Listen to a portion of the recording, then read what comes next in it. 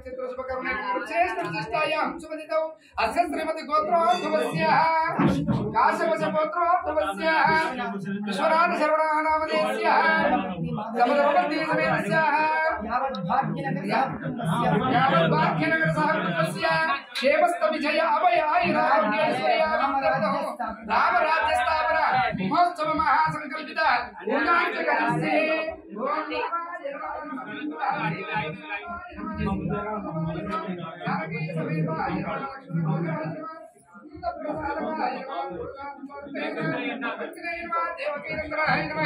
ओम श्री रामाय नमः रामभद्राय नमः आरती प्लेट తీసుకోవాలి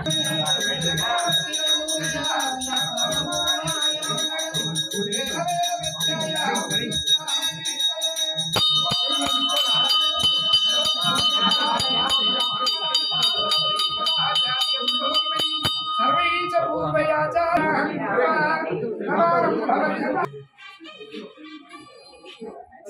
ध्रुवन्ते राजा वरुणो ध्रुवन्ते वो बृहस्पति ध्रुवन्त इंद्रष्टराघ्यं दारायुतां ध्रुवं ध्रुवं शतमानं भवति शतायुष्पुरुषस्येवेन्द्रिये आयुष्येवेन्द्रिये प्रतिष्ठति श्रीरामचंद्र स्वामी कृपा कटाक्ष फलसिद्धिरस्तु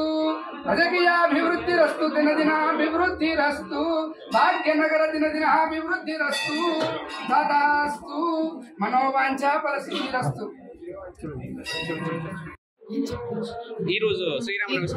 శ్రీరామ నవమి